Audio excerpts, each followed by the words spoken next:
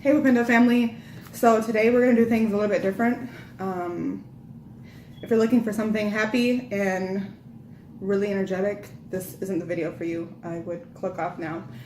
Today we're going to be doing a carne asada mukbang, and we're going to do a story time about my mom and my last days with her. So yeah, let's get started. So the reason I wanted to do this mukbang is because today is her birthday, and she would have been 70 years old today. She died March 18th, and today is July 27th. So it hasn't been that long since she's passed.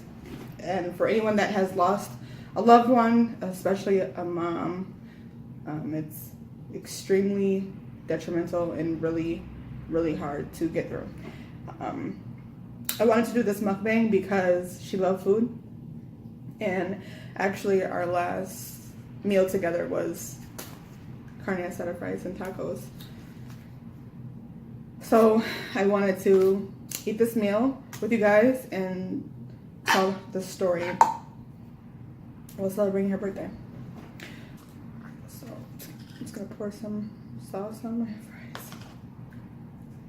And she did not really like sauce. She wasn't into spicy foods. So I normally, like the last time we had these together, I got all the sauces because I love the sauce. I'll show you guys. So I don't even know where to start. So, okay. My grandmother raised me, and she's been sick. Well, she was sick all of her life. She had caught meningitis, and if no one knows what that is, it's bacterial meningitis. Really, really deadly back in those times. Still today it is. She caught it in her early 30s, and it caused her central nervous system to completely shut down. She was in Mayo Clinic for almost a year,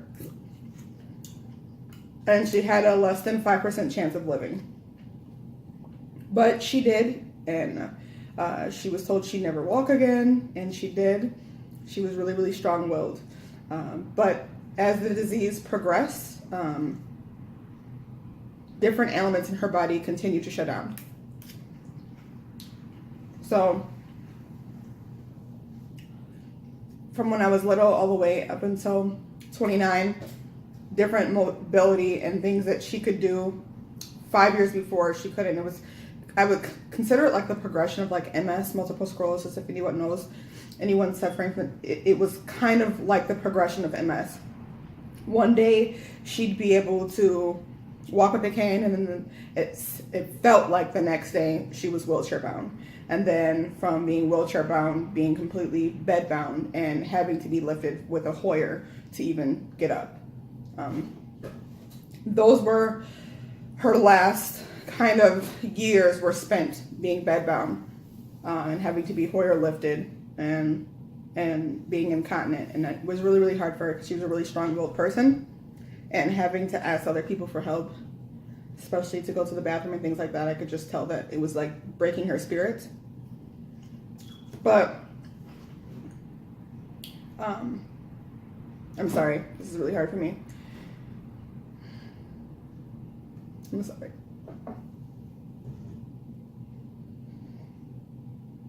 Was breaking her spirits. And one thing she always used to tell me was that she was sick in body, but not in her mind.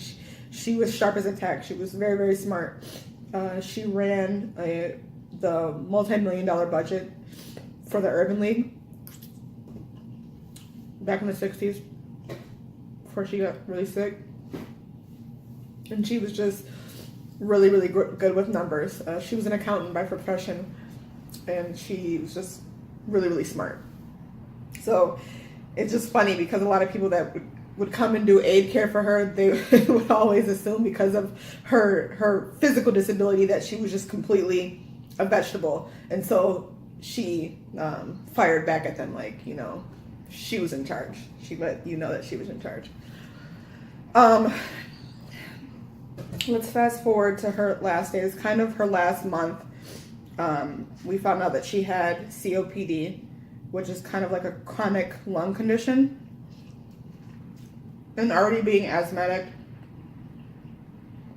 and having the disease that she had, it was just shutting her body down. So it seemed like every 4 days she was being hospitalized. And if you know about being hospitalized, hospitals are like literally one of the filthiest places you can be. That's where MRSA and pneumonia and all those type of diseases kind of lie, because people are sick, they're coming in and out. And unfortunately, her last month with she was in stage 3 for COPD, and she ended up contracting MRSA and pneumonia from the hospital, from actually the nursing care, because she went from her 5th time going to the hospital, they decided, like, we need to get you to therapy. So they sent her to the nursing home, and it was a really bad, like, level D nursing home. Hindsight, we know that now, that they failed several medical tests.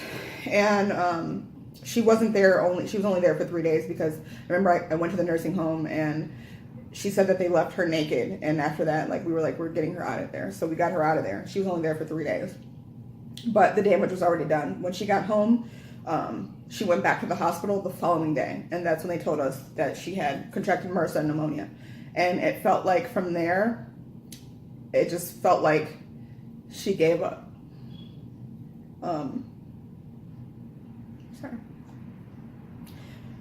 From there, it just felt like she gave up. And if you know anybody that's sick or has a chronic illness, being sick 24/7 and not having a quality of life, not being able to feed yourself, not being able to walk, not being able to take a shower, just the normal luxuries that we have in our life, having those stripped away from you was already really, really dramatic and detrimental. But I think her losing her ability and her memory, she kept telling me that she felt like she was going crazy, and I felt like she's always been strong-willed and always a fighter, but just in those last moments from her contracting the MRSA and the pneumonia, I just seen her fight kind of disappear. And I just remember looking in her eyes, and I just remember her telling me that she was tired. And when she said she was tired, I knew that it wasn't the type of tired, like, I'm tired, I haven't had sleep, but like, I'm tired of fighting. Sorry.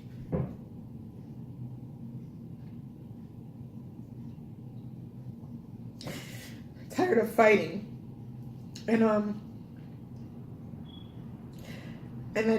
my heart just dropped, because I knew that this disease wanted to take her out a long time ago, but because of her will and her determination to fight, I felt like that's what gave her her lease on life and why she stayed around so long.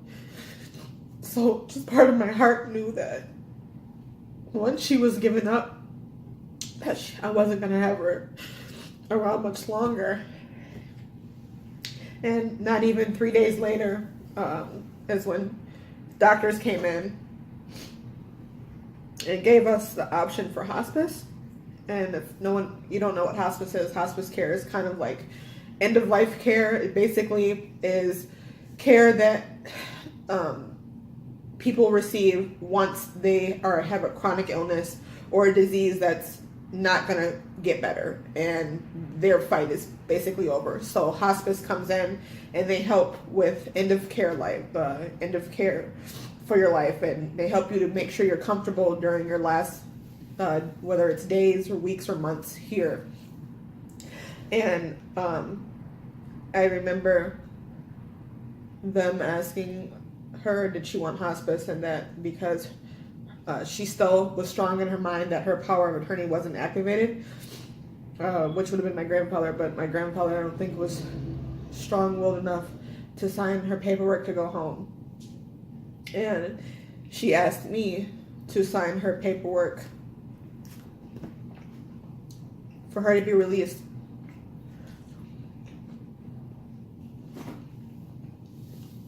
And that was like one of the hardest decisions I ever had to make, because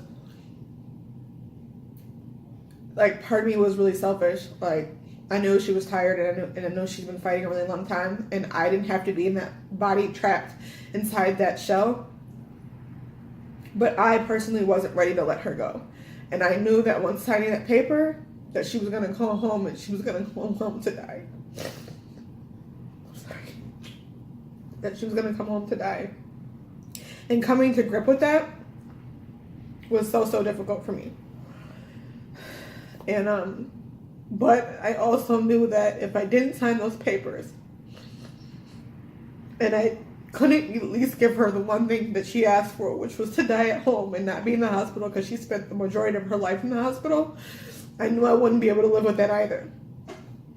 So I signed the paperwork for her to come home. And the day we signed the paperwork for her to come home was the last day that she was able to feed herself. And the doctors had her on a diet regimen. And I remember her saying, like, basically, I know I'm going to die. So, like, what is the purpose of this diet regimen?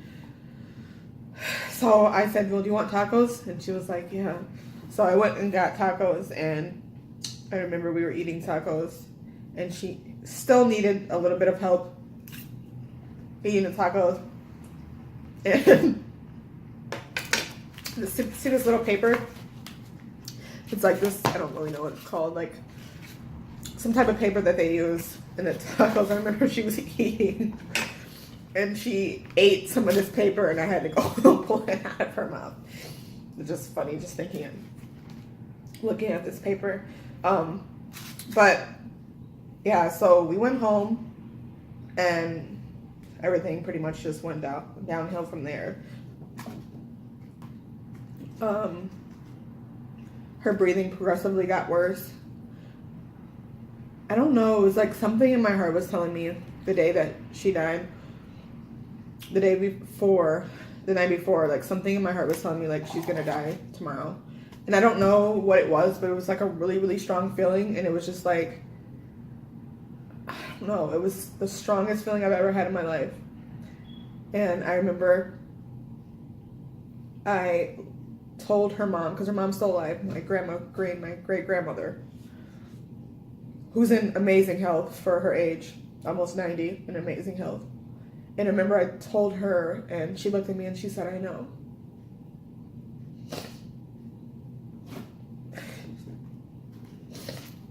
And she said she had the same feeling. And she said that we weren't gonna, because at that time all the family was at home, at the house. And I remember her telling me, we're not going to tell the rest of the family because we don't want to get them upset, that we'll just sleep in here tonight. Sorry guys, hold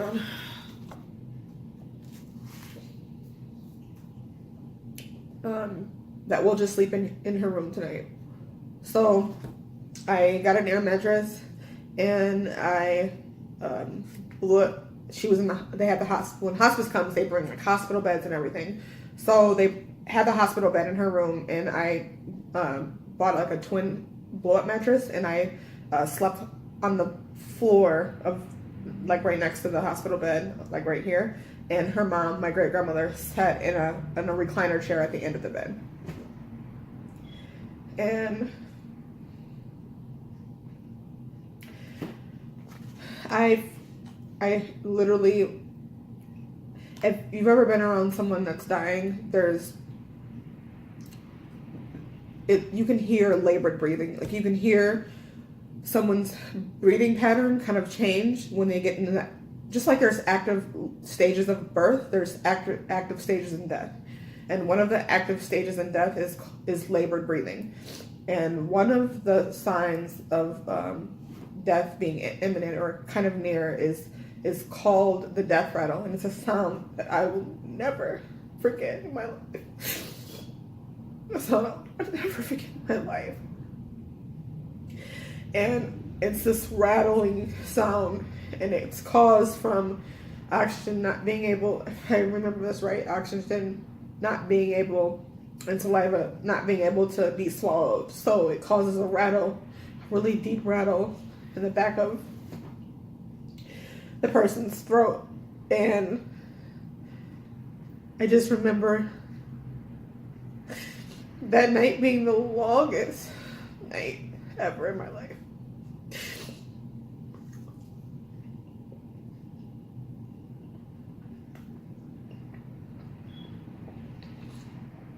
I remember listening to every breath that she took. And I remember literally counting the breaths. And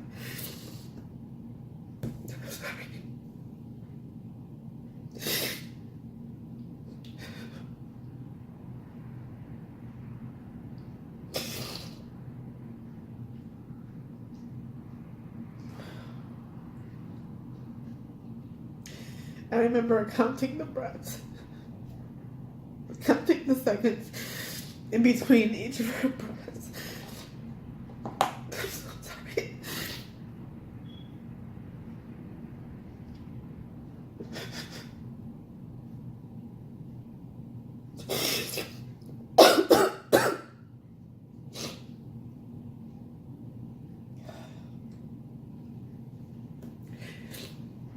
I remember counting the seconds in between each breath. And her breathing was so late.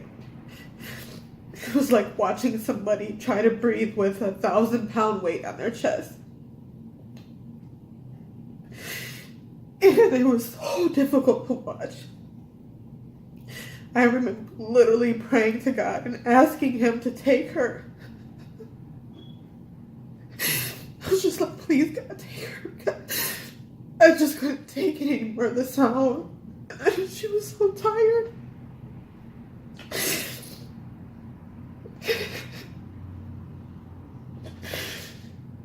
And my great-grandmother, my grandma's mom, was so strong. I'm sorry, guys. She was sitting at the edge of the bed, and she was telling her that it was okay to go, that the angels were at the door waiting for her.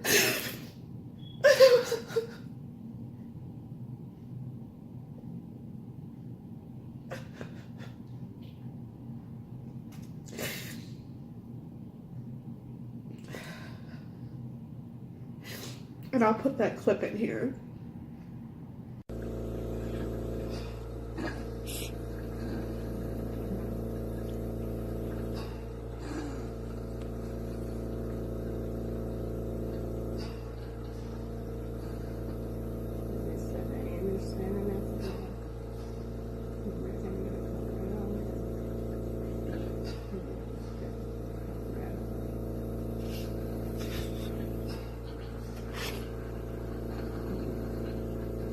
Grandmother that it's okay to go, and basically telling her that God and the angels were waiting for her.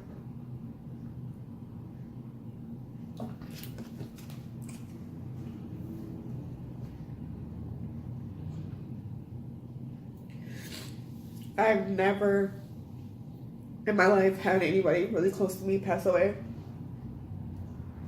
and to literally watch someone die, I think, is the most heartbreaking thing I've ever done in my life. You feel absolutely hopeless, helpless. It's like watching somebody burn in a fire and you're in arm's reach of them, but there's nothing you can do to save them. And the fire is going along for hours and hours. That's what it felt like to me.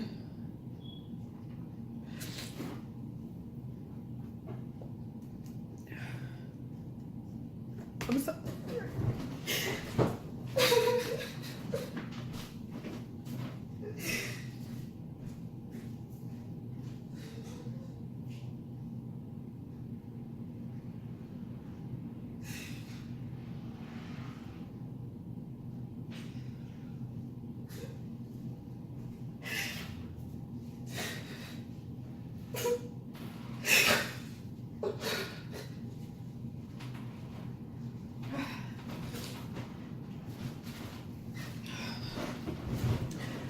So, this is so hard for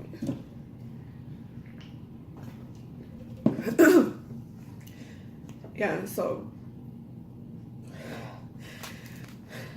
and, so I counted her breaths all the way till 5 o'clock in the morning. And before I kissed her on the forehead.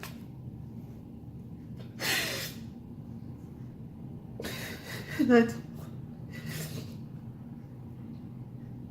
I told her that I love her forever. I wasn't gonna see her again. But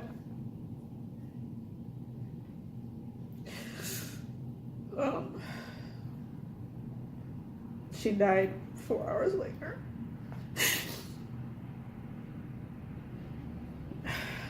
And now I just think about all the times that she called and I was working and I was tired and I was really busy.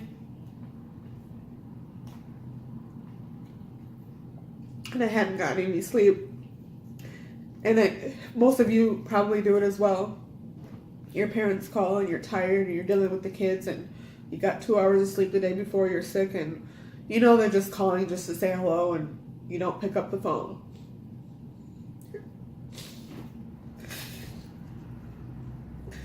And now I wish I could go back and pick up every call.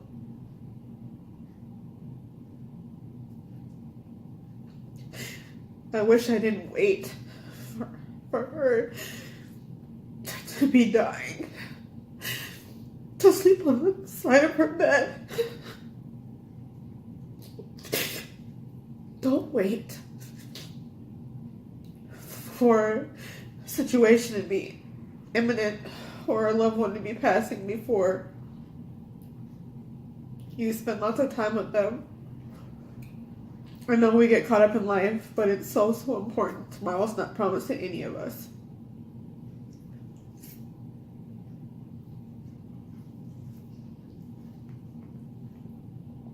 It's so important.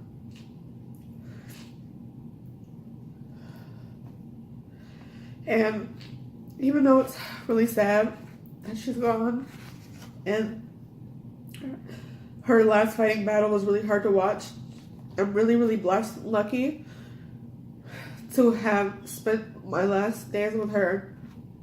And she knew what was going on because she was able to tell me her wishes, tell me what she wanted me to do for everyone, what she wanted me to give away or keep. And she was able to give me her last wishes. And I'm really grateful for that because I guess I would rather have had it happen this way than something tragic and me not been able to say goodbye. I have audio recordings from her and her telling me well wishes, and I'll play that clip in here as well, and her basically just giving me well wishes in life and telling me never to give up and never stop fighting and to always be kind. She was so She was so kind. You never stop sleeping. Regardless of what happens, just say what you want. And do what you want to do and never let anybody tell you you can't do it. And do what is right. That's important. You want to always do what's right. I'll remember this because I'll be Remember what? all my family and how I love Jamal so much.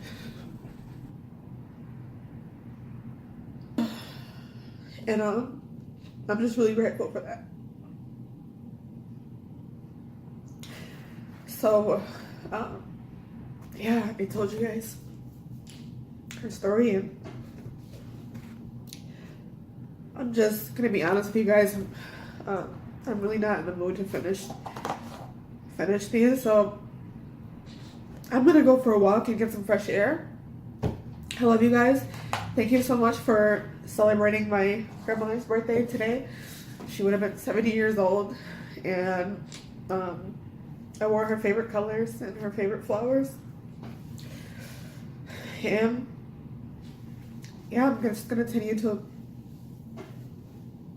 live my life the way that she wanted me to, and be kind always and go after my dreams. So, with that said, I love you guys. Until next time, peace and love.